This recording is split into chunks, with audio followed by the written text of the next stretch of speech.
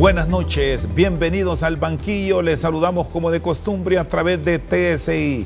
Hoy vamos a hablar de la industria de los combustibles, de qué forma se han visto afectados por los acontecimientos postelectorales y la forma que plantean quienes están ligados a la cadena de distribución para evitar problemas mayores en el país. Nos acompaña esta noche el ingeniero Juan Carlos Segovia, presidente de la Asociación Hondureña de Distribuidores del Petróleo. Buenas noches, ¿qué tal está, ingeniero? Muchas gracias, Chendo, muchas gracias por la invitación a tan prestigioso programa, que estoy dando cuenta que este sábado cumple un año aniversario y pues aquí para contestar las preguntas que me generes.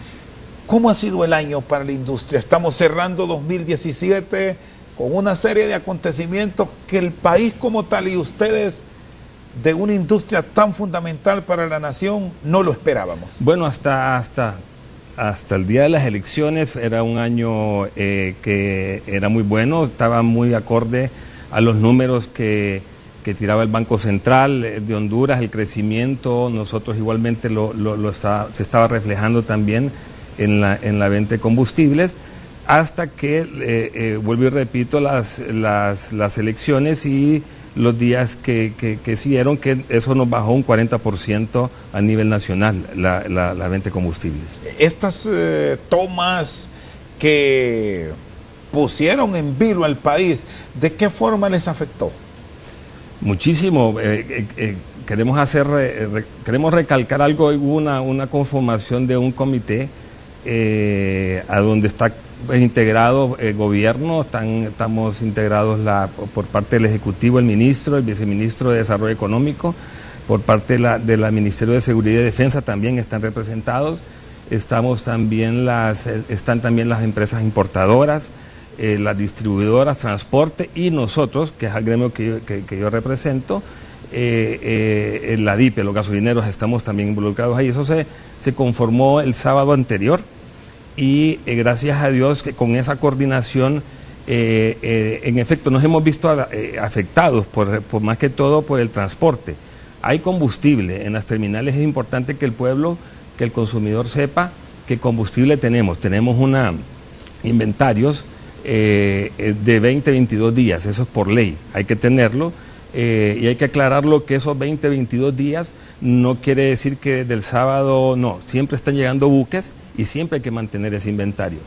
A donde nos hemos visto dificultades un poco en el transporte para que llegue ese combustible a las estaciones y en el resguardo de las estaciones, que sí hemos tenido problemas, ha habido vandalismo en muchas estaciones. Nosotros tenemos reporte que ya asciende a alrededor de 10 millones de lempiras la pérdida que se debe al vandalismo. Es decir, estos 10 millones puntualmente refieren a qué tipo de hechos, porque escuchábamos de empresarios sanpedranos de Villanueva que las pérdidas superaban los 40 o quizás 50 millones en apenas una empresa distribuidora. Es así, lastimosamente desde aquí le mandamos pues nuestro pesar al empresario de la industria de los combustibles, don Gerardo Meraz, que de hecho salió en todos los medios que él manifestó que habían sido más de 50 millones de lempiras sus pérdidas ahí. Estos 10 millones están más, pues hay alrededor de 8 o 10 gasolineras que sufrieron vandalismo en el interior de las tiendas de conveniencia.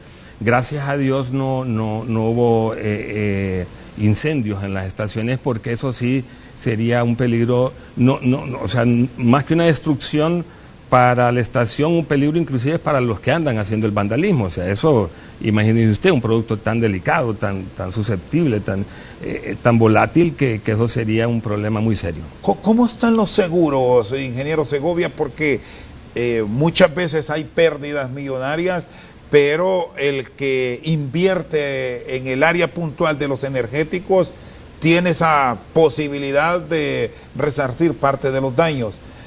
¿Ustedes cómo se encuentran ahora mismo a nivel de la industria? Sí, lastimosamente por vandalismo el seguro normalmente no cubre. De hecho, ahorita estaba yo leyendo ayer o antier las noticias de que se iba a apoyar al sector al que fue más que todo vandalizado. Nosotros no estamos dentro de eso, creo que es el viceministro Mario Cafati, creo, de Desarrollo Económico, que me mencionó, y es lo que nos queda, apoyarnos con ellos, porque los seguros en la parte de vandalismo no cubren. ¿Qué le piden concretamente al gobierno para no dejar morir la industria? Porque aquí hay empresario nacional que invierte, hay hombres del extranjero que llegan con sus capitales a ponerlos a disposición del pueblo hondureño. ¿Qué demandan? Mira, primero que todo, pues garantizarle el combustible a la población. Y cuando digo garantizarle el combustible es, pues lógicamente, que el transporte se dé, que llegue el combustible, resguardar las estaciones de servicio. Y lógicamente nuestras ventas se han caído en un 40% y esto afecta definitivamente a todo el sector económico y de desarrollo del país. O sea, recordemos que los combustibles es la economía, es la sangre de la economía de un país. Por ahí escuchaba al señor presidente de la Cámara de Comercio de Industria de San Pedro Sula, de Cortés, que hablaba que la microempresa y esto es el pulmón de la economía, pues el combustible es la sangre de la economía. Y sí, definitivamente en esta crisis que estamos viviendo está afectando muchísimo a la economía. No hay manera de que se transporten los víveres, no hay manera que se transporte la carne, el huevo, los frijoles, sino con el combustible. El combustible es una materia prima importantísima para todo el sector. Esta caída del 40% en las ventas, ¿qué impacto les ha generado hasta ahora? Después de muchas medidas que tomó el gobierno, como los toques de queda, que se fueron cambiando hasta tenerlos ahora fuera de ese espacio que nos privó de movilizarnos. Bueno, el 40% en una semana, ok, o sea, la industria o nosotros el sector gasolinero todavía estamos soportando hasta cierta medida eso, pero luego vamos a tener que tomar medidas. Y vuelvo y repito, esto es para que todos los sectores, incluyendo el gobierno y los que estamos en esta crisis involucrados aquí, lo tomemos en consideración. Si este sector se ve afectado en un 40%, el resto viene como caída dominó. O sea, el efecto va a ser tremendo. Hay temor en la población. O sea, nosotros miramos, a excepción de ciertos sectores a donde sí está asistiendo la gente, pero en las estaciones de servicio todavía hay temor, Chendo, hay temor de la gente de invertir por lo mismo, por toda esta crisis, por todo esto que se está pasando actualmente en el país. Se les cayeron inversiones. Ustedes a nivel de la DIPE tienen contacto con empresarios que están dentro del rubro de los energéticos privados, tienen algunas distribuidoras con banderas independientes, tenían ya enrumbado un buen año, me dijo al principio, con sí. Esto que ocurrió posterior al 26, ¿qué pasó? Se paralizó totalmente. Aquel que estaba invirtiendo, sí tenemos nosotros, porque en la DIPE se registran las estaciones de servicio, los proyectos, y definitivamente se paralizó totalmente. O sea, ahí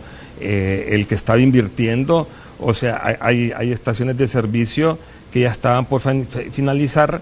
Eso sí, pero los que estaban comenzando, definitivamente hay una paralización y todavía no se han reactivado. ¿Cuál es la zona más afectada? El reporte de lo más dañado que ustedes tienen. La zona del norte del país, o sea, es la más afectada, toda la parte del Atlántico, la Atlántida, Colón, esa parte es la que se ha visto más afectada. De hecho, fue la que fue más vandalizada también. Y a esta fecha, a hoy 12, ¿estamos bien? Tenemos el abastecimiento para la zona del Bajo Aguán, a pesar de las tomas que hubo y que se siguen manifestando. la zona de Atlántida y algunos otros sitios de Cortés? Con dificultad en algunas zonas, pero sí, el reporte que nosotros tenemos es que hay combustible en todo el país. Definitivamente hay combustible. Es importante recalcar esto. Nosotros con el combustible tenemos que tener mucho cuidado. O sea, el transporte del combustible no puede haber una cisterna parada en una toma donde inclusive hay fuego. O sea, eso es muy peligroso. O sea, eso inclusive puede dañar no solamente al que tienen estas tomas, sino que a la gente alrededor. O sea, nosotros sí le pedimos a la población en general y a los que están involucrados en estas organizaciones de estas tomas y eso, que le den especial atención a las cisternas, porque definitivamente inclusive una cisterna podría paralizar los servicios públicos de una localidad. ¿Hasta cuántos envíos pararon producto de las tomas? Porque como me dicen, no pueden enviar una pipa a Colón si hay una toma en La Ceiba, porque el riesgo está de grandes consecuencias por cualquier manifestación violenta. Pues mire, normalmente hay 350, 400 cisternas en días normales de cisternas a nivel nacional. El día que ocurrió el problema, creo que fue un día jueves o viernes, prácticamente no hubo movilización de ninguna cisterna. O sea, teníamos nada más los inventarios que cada estación tenía en su localidad. Luego pasaron 2 o 3 días que se empezara a normalizar, y más en aquella zona allá. Sí logramos, vuelvo y repito, con este comité que se conformó, que todavía está activo, lograr que las cisternas pasaran a estas zonas. Está con nosotros esta noche al banquillo el presidente de la Asociación Hondureña de Distribuidores de Petróleo, Juan Carlos Segovia. Al retorno, sin rodeo, nos va a comentar: ¿fue lo mejor congelar el precio de los energéticos? ¿Debe mantenerse esta medida hasta el mes de enero del 2018 o ya es momento de volver a la realidad y vender los energéticos al precio que dicta el mercado internacional? Después de la pausa tenemos la respuesta.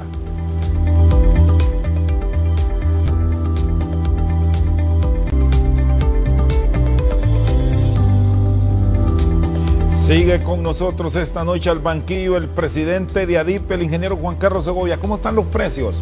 ¿Estamos pagando lo justo o este congelamiento nos tiene viviendo en una nube? Mira, es importante saber que la población sepa que la ADIP es un veedor permanente de esta estructura de precios, o sea, y que garantiza la transparencia. O sea, nosotros lo hemos dicho en varias ocasiones y lo reiteramos ahorita. O sea, con esto no queremos decir que si es la mejor fórmula o se puede ajustar o se puede revisar.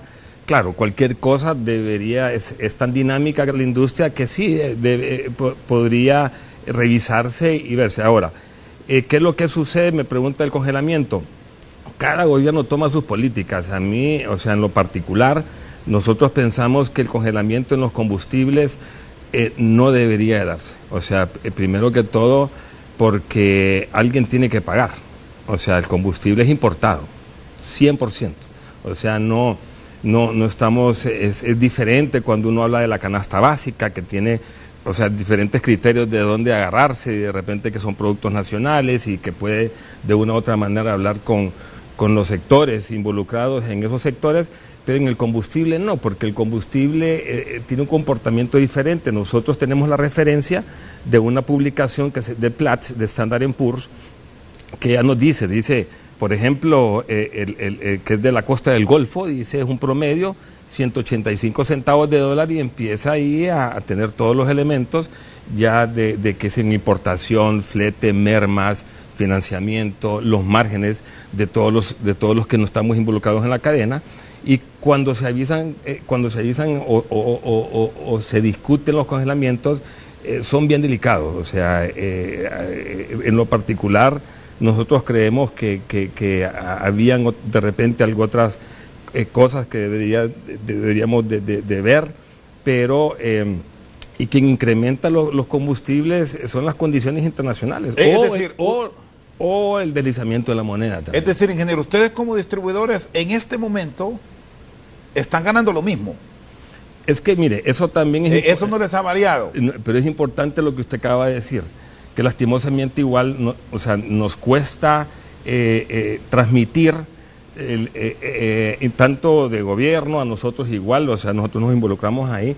El gasolinero o todo el sector de hidrocarburos, incluyendo al gobierno, no le conviene que los combustibles se incrementen a nadie, porque los márgenes o las aportaciones que tiene el gobierno está fija. O sea, nos cueste a nosotros 50 lempiras o nos cueste 100 lempiras, es exactamente el mismo margen. Cuando digo exactamente el mismo margen, es que no es porcentual. Nosotros tenemos un margen alrededor de 6.50, 7 lempiras por galón. El gobierno tiene alrededor de 27, 28 lempiras por galón, y lo único que lo va a hacer variar es el deslizamiento de la moneda.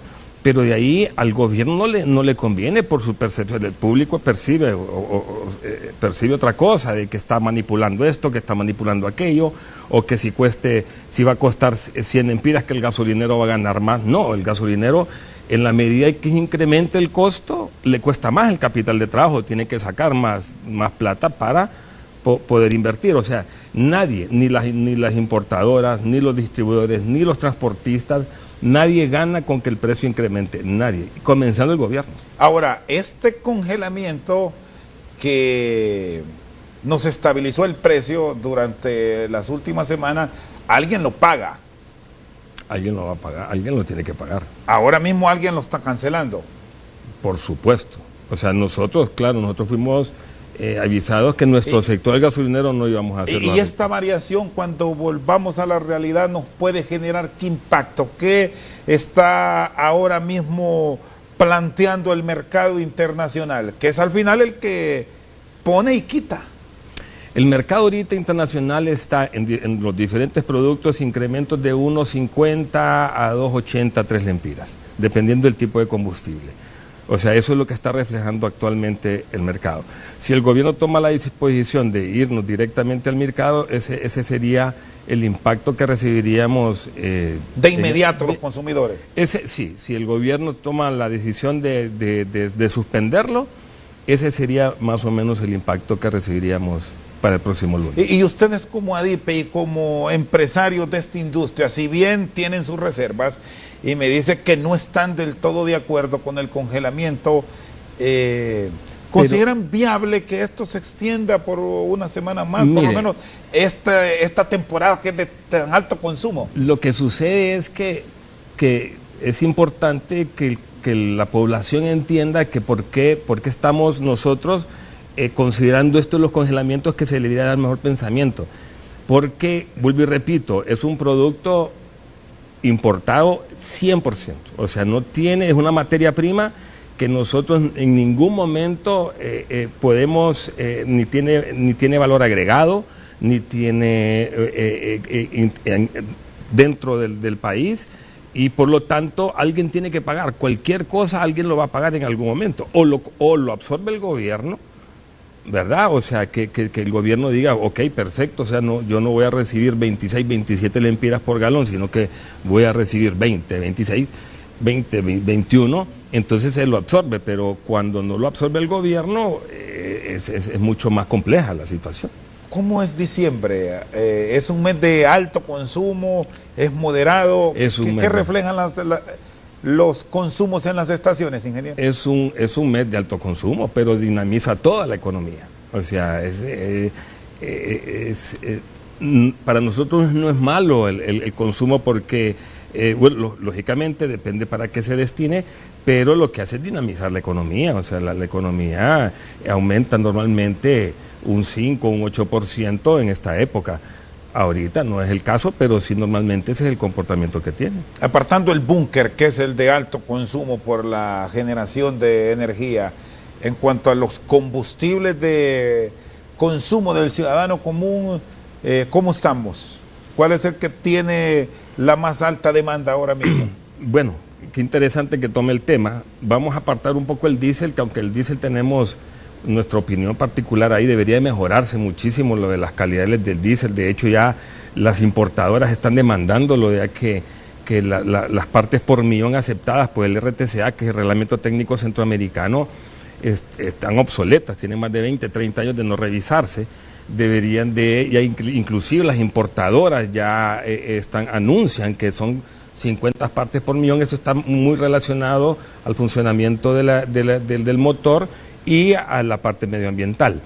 En la parte de las gasolinas, nosotros hemos venido advirtiendo hace más de un año, casi 2 años, que es difícil entender por qué un país como el nuestro, el consumo de la gasolina superior anda alrededor del 70% en relación con el consumo de la gasolina regular, cuando hoy por hoy la diferencia es de 8.50 del empira de un galón al otro.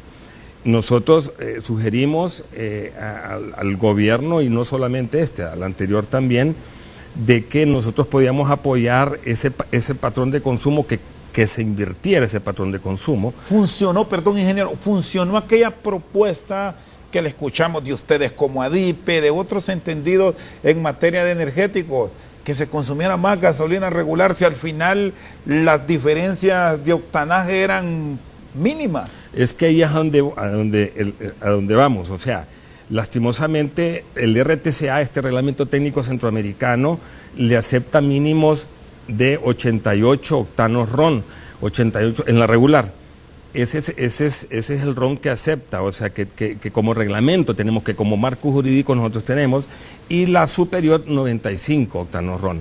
Nosotros estuvimos importando, o estábamos pagando el consumidor hasta el año pasado, como por esta época, por una regular con 91 octanos. Nosotros lo que sugeríamos, que era un octanaje aceptable por el parque vehicular, 88 el parque vehicular actualmente no lo acepta. Entonces hay una desconfianza real del consumidor de no querer usar regular, porque si hay 8.50 lempiras de diferencia, ¿por qué no usarla? Es porque no tiene la confianza en la regular. Y nosotros lo que sugeríamos en aquel momento es de que con un PCM o con un acuerdo ministerial se volviera obligatorio traer 91, ya lo estábamos pagando. Lastimosamente no se hizo así, más bien se bajó se bajó 1.50 del empira, se quitó para que las importadoras siguieran trayendo, o se les permitiera, o que tuvieran como marco el error seguir trayendo 88. La gente no va a consumir regular porque se le baja el precio. Se le bajó 1.50 el año pasado, 1 y pico. La gente no va a consumir regular porque la calidad no es la óptima, o no está legalmente aceptada. Entonces, las importadoras inclusive ya tienen problemas con los vehículos de fabricación.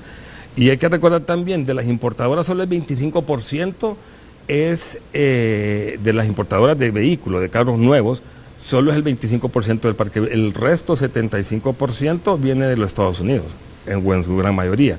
Eso ya viene con especificaciones que tiene que estar arriba de 91 octanos y todavía no lo logramos.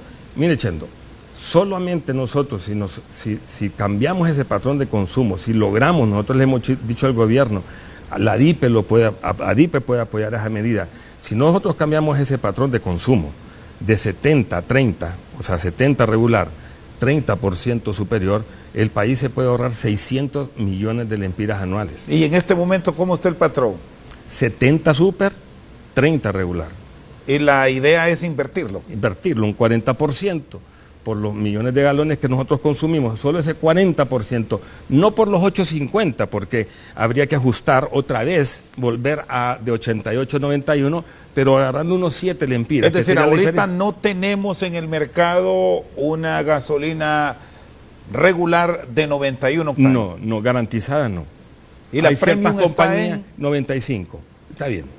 La Premium está bien. Y ese temor que se genera, ingeniero Segovia, ustedes que conocen del tema, en el conductor de un vehículo, ¿le daña realmente el motor si la costumbre fue cargarlo con Premium y luego cambiamos a regular? Miren, es bien fácil. Ahora con todos estos teléfonos inteligentes, por si no tienen el manual de su vehículo, solo váyanse, miren el modelo y miren el octanaje, ahí normalmente está.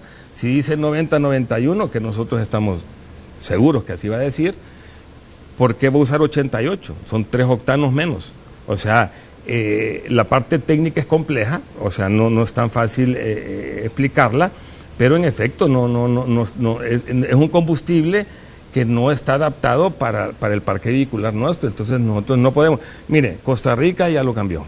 Guatemala y El Salvador igual, solo estamos Nicaragua y nosotros. Son los únicos países que tiene 88 con el RTCA. Es que como nosotros no tenemos una ley de comercialización de hidrocarburos, entonces tenemos que estar de PCM en PCM o tenemos que estar de acuerdos en acuerdos para poderle poner para poder estandarizar ciertas cosas. ¿Y ustedes como cadena de distribución están dispuestos a entrar en ese tipo de compras para tener una mejor oferta al usuario en Honduras?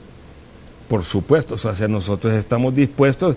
Sí, mire, con lo de los 60 grados le dimos un beneficio al pueblo que ahorita estamos alrededor de 500 millones de lempiras.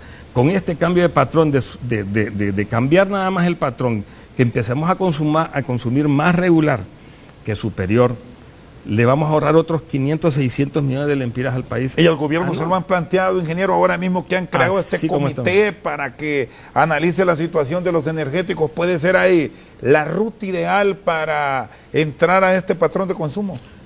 No sé si el comité que conformamos ahorita ese es el foro a donde porque estamos enfocados ahorita en suministrar y en garantizar el suministro. Pero sí lo hemos planteado, así como estamos ahorita, lo hemos planteado no una vez, inclusive hemos escrito artículos, han salido en la prensa el planteamiento, pero esperemos, o sea, que con el nuevo gobierno, lo que suceda con las nuevas entidades o con los nuevos personeros que estén ahí, podamos entrar al proceso este. ¿De voluntad? ¿O hay algunos actores ahí que se ven reacios y que termina con la propuesta en la gaveta? Es que es difícil, ya me está metiendo en política, pero sí, nos hace falta muchísimo en la institucionalidad. O sea, definitivamente no quiero ponerle nombre y apellido, pero sí, definitivamente nos hace falta, hay mucha debilidad institucional, demasiada debilidad institucional. Está con nosotros esta noche al banquillo el ingeniero Juan Carlos Segovia, presidente de ADIPE sin casaca. Después de la pausa nos va a decir, se continúa vendiendo en algunas estaciones, los han identificado, combustibles adulterados, que de pronto nos vendan hasta gasolina regular como premium o diésel mezclado con gas o queroseno. Después de la pausa nos cuenta si hay acciones ante los tribunales competentes por este tipo de prácticas. Ya regresamos.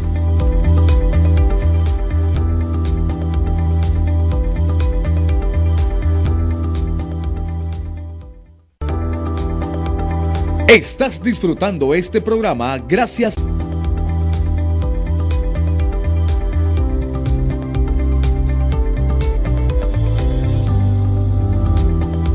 Sigue con nosotros el ingeniero Juan Carlos Segovia, presidente de ADIPE. Hablamos de las gasolinas. ¿Cómo está el diésel? ¿Estamos comprando un diésel adecuado para nuestros vehículos o es un carburante pesado? Es un carburante que, al carecer de una ley de comercialización, siendo que ya está más de 3, 4 años en el Congreso, bueno, en el Congreso tiene un par de años, pero y al estar sujeto al reglamento técnico centroamericano, a donde el mismo reglamento en muchas de sus características de calidad dice reportar a las importaciones. Una de ellas dice que el mínimo es de 500 partes por millón de azufre. Eso la mayoría ya del fabricante a nivel mundial ya no fabrica vehículos con esas características. Y claro, y al seguirlo permitiendo en Honduras, esa es nuestra base legal. O sea, ahora hay compañías importadoras que anuncian, yo he visto varios anuncios ahí, unas que los manifiestan, que dicen que están trayendo diéseles con 50 partes por millón. Eso ya está mucho más adecuado, entre otras características, ¿no?, que tiene que tener el diésel, pero eso ya está más orientado y adecuado para las flotas actuales de diésel. ¿Cómo mejorarlo eso? Bueno, impulsando la ley, entre otras cosas, ¿no? La ley en el Congreso. ¿Qué les han dicho en el Congreso? Este Parlamento está próximo a irse, vendrá un nuevo poder legislativo. ¿Qué esperan impulsar y qué nos haría cambiar esta ley? Bueno, esa ley, primero que todo, la parte de garantizar las calidades, eso es importantísimo. Inclusive mencionaba usted antes del corte lo de las mezclas, o sea, todo esta problemática que hay, que de hecho hay denuncias de la población. Pues este reglamento viene a poner mucho más orden en este aspecto, ¿no? O sea, a que se tenga una mejor vigilancia en las calidades, en las cantidades de los productos. ¿Qué es lo que la ha retrasado? Bueno, sí, toda la cadena, firmamos un documento, incluyendo, o sea, lógicamente el gobierno estaba involucrado, fue el que nos sentó, estuvimos prácticamente un año trabajando en esa ley, se fue para el Congreso. En el Congreso se hicieron ciertas modificaciones que algunos sectores no se sentían cómodos con eso, y eso es lo que lo tiene, lo que nos han comentado. ¿Quién fue el obstáculo? ¿Quién es el que prácticamente metió freno a la propuesta?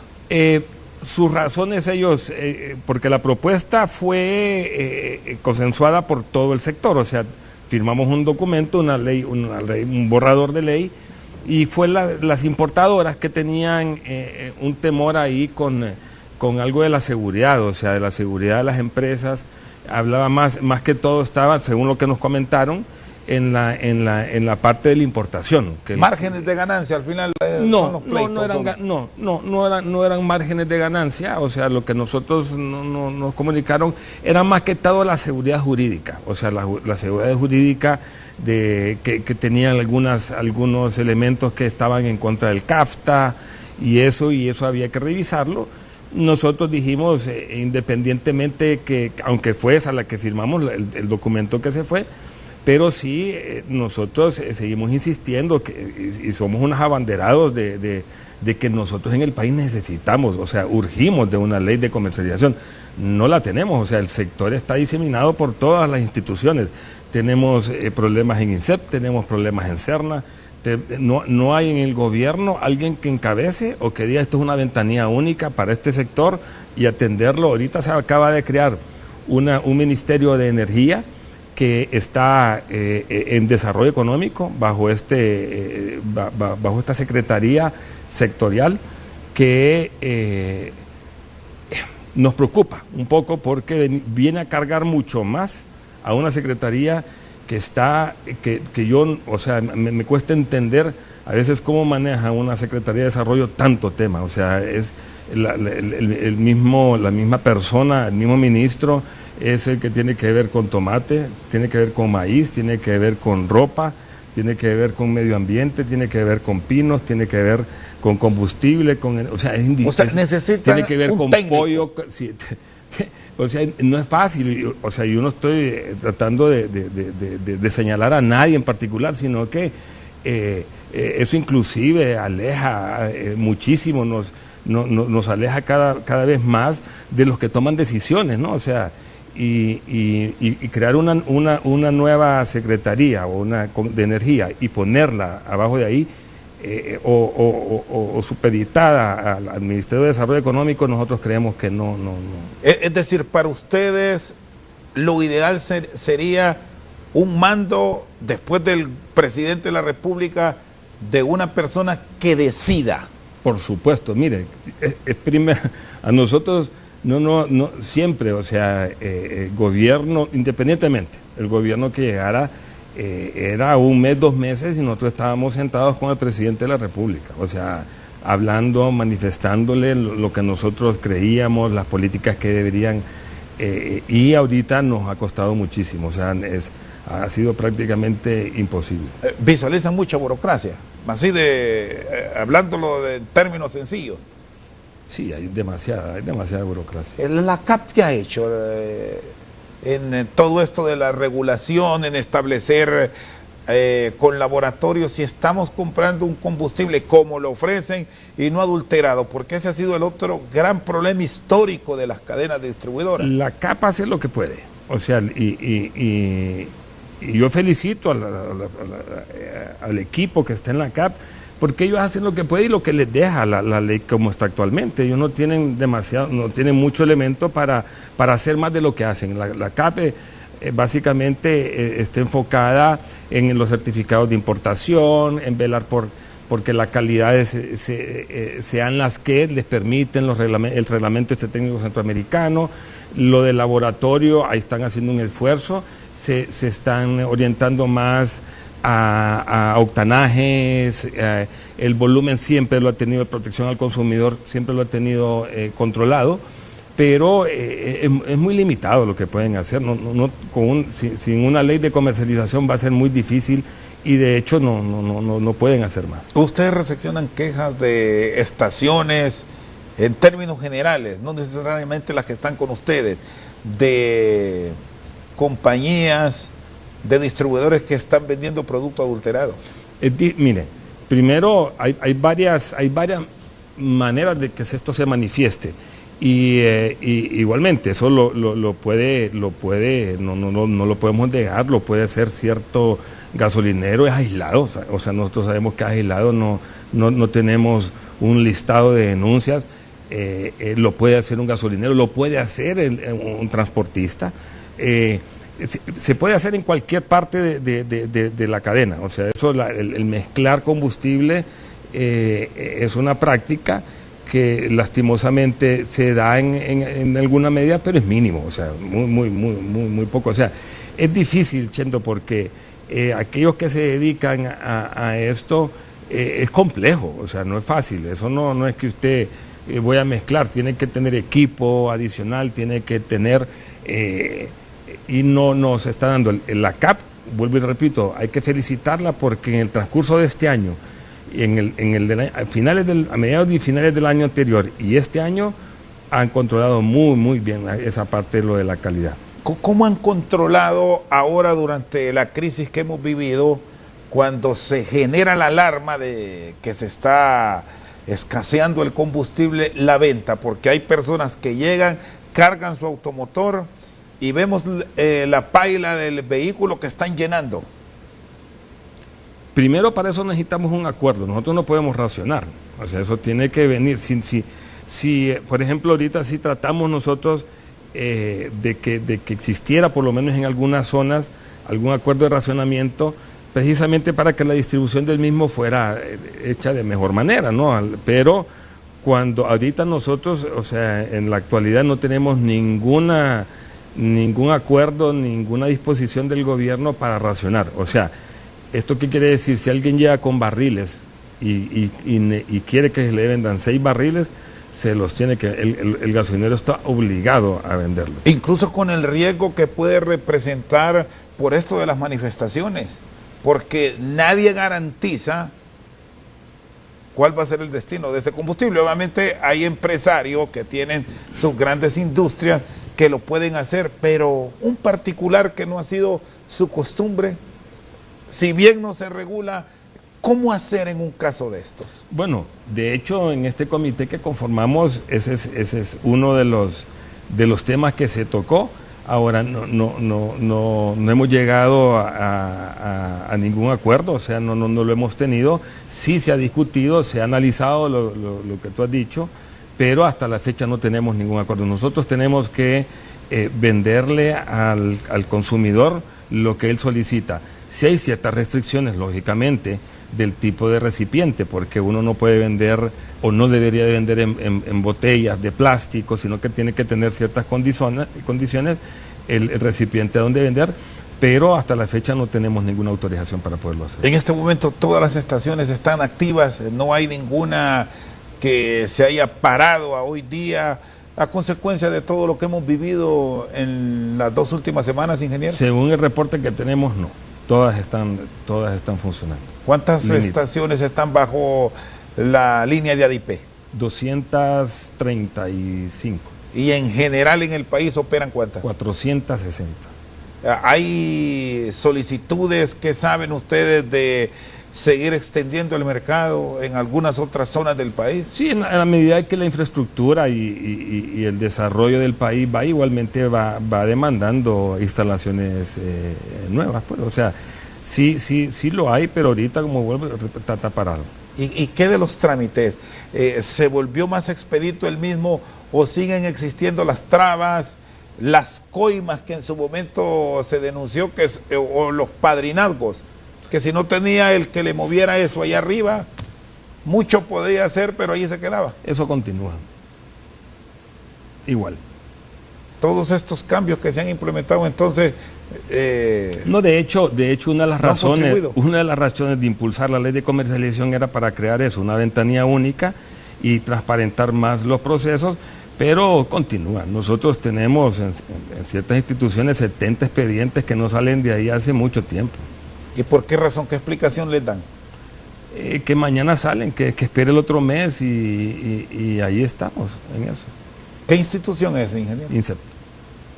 Está con nosotros esta noche al banquillo el ingeniero Juan Carlos Segovia, presidente de ADIPE.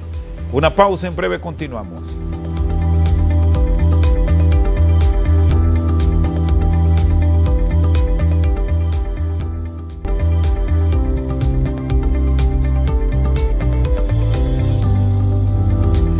Sigue con nosotros al banquillo el ingeniero Juan Carlos Segovia, presidente de ADIPE. ¿Quién lo metió a este mundo de los energéticos? Si la vocación de familia ha sido la tierra, los cultivos. Sí, bueno, sí es una historia larga. En efecto, sí, en el 95 yo estaba pues involucrado 100% en la parte agrícola y específicamente en la producción de semilla, de granos básicos, de frijol, maíz y arroz. Pero tuve que tomar una decisión, como incluyendo, estaba la familia y no fue fácil, pero me tuve que mover de rubro. Me ahuyentaron en la agricultura, el CAFTA. ¿Por qué? ¿Las mejores ganancias en los carburantes? No, a mí me asustó mucho el CAFTA, o sea, y las políticas de gobierno siguen siendo la misma. Yo siempre hago la pregunta cuando me reúno con amigos y les pregunto, ¿y ustedes cuando les hablan de maíz, qué es lo que ven? O cuando hablan de maíz a la persona, ¿qué es lo que ven en la persona cuando hablan de maíz? Y todos ven a una persona humilde, claro, con sombrero, con asadón, con caite, con tal, y no ven al sector como un sector importante productivo, o sea, no lo ven como una empresa.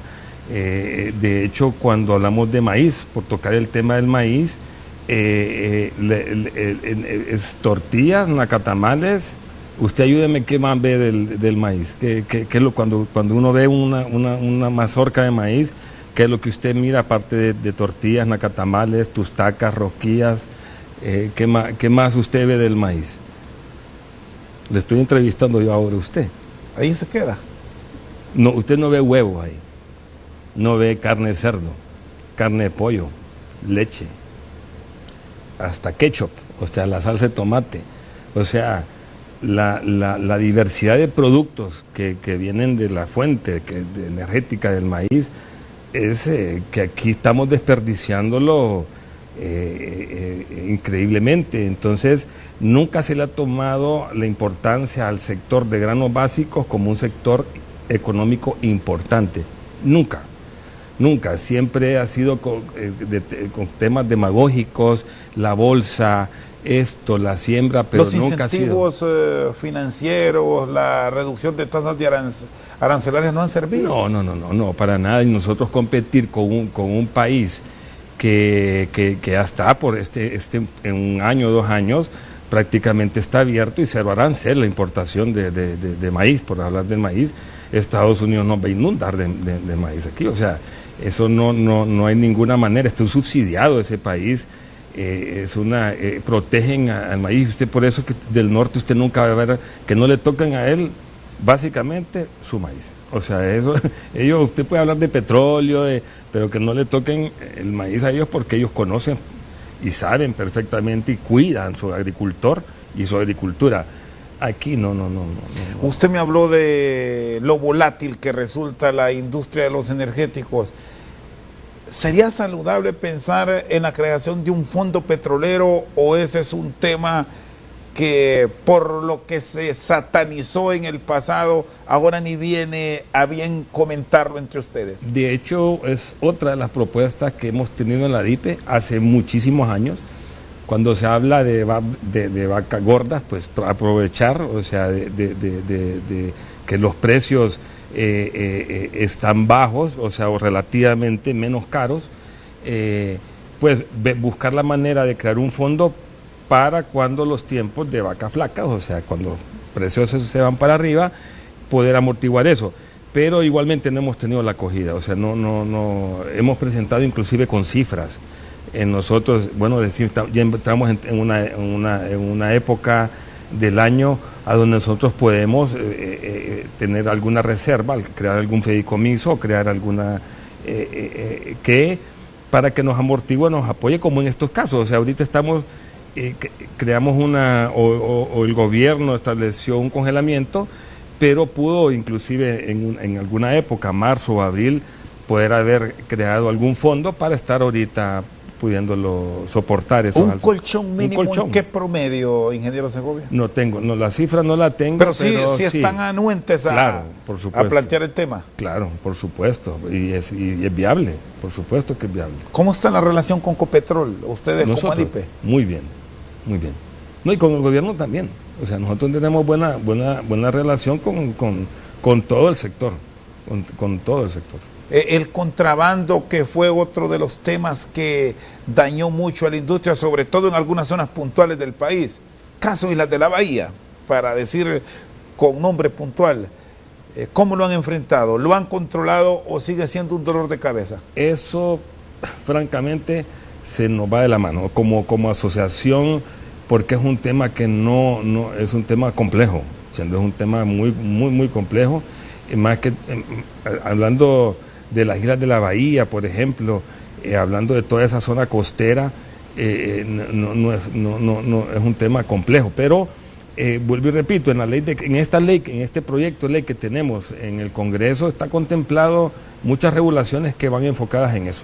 ¿Solo es Islas de la Bahía donde han enfrentado estos conflictos o se ha extendido ya a tierra firme? No, es que lo de las Islas de la Bahía se volvió algo muy particular porque igual, o sea, es una zona franca o se establecieron ciertas cosas, en el combustible se ha tratado de regularizar ciertas cosas ahí, pero al interno del país eso creemos que está controlado. ¿Cómo está el uso de combustibles alternativos? Ya nos hemos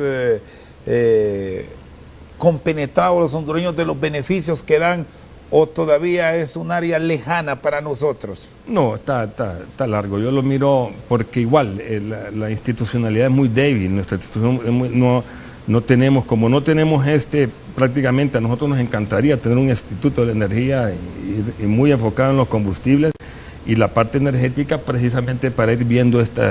Hay leyes, ya tenemos ley. La unidad técnica de los biocombustibles, que inclusive la directora actual de la CAP fue parte de esa unidad. Hay mucho avance, pero aquí cuando los combustibles se vinieron para abajo, todo eso se vino para abajo también. O sea, se desmotivó, no se continuó. Estamos, ingeniero, a las puertas de una nueva administración. Me decía que en INSEP, en Infraestructura y Servicios Públicos, es donde están las trabas, donde más dificultades encuentran para volver más dinámico el aparato administrativo del Estado y que le dé el beneficio que quiere la industria. ¿Qué esperan? Es que de INSEP debería estar fuera ya, de estaciones de servicio, definitivamente. Eso cuando ocurrió, alguna razón ha de haber tenido, pero ya actualmente ya no lo justifica. O sea, claro, ellos se vieron en la necesidad de reactivar el reglamento anterior porque entró en un vacío. Nosotros estábamos en la parte de la Dirección de Transporte y es la que tenía el manejo de la parte de permisos de toda la parte de instalación y operación de estación de servicio.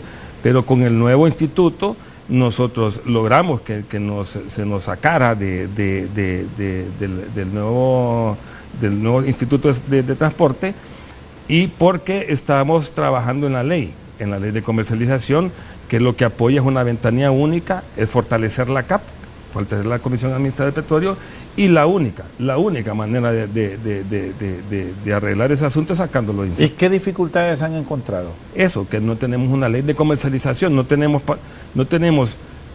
cómo sacarlo de INSEP para irlo a poner a otro lugar, o sea, todavía no tenemos por la misma ley de comercialización. No es que piden dinero para agilizar trámites ni nada de eso. En INSEP ¿En todo ese trámite que hacen? Tenemos 70 expedientes hace 4 o 5 años. Ingeniero, le agradezco mucho. Feliz noche. Gracias. Esta noche con nosotros al banquillo el presidente de ADIPE, Juan Carlos Segovia. Por su sintonía, muchas gracias. Feliz noche.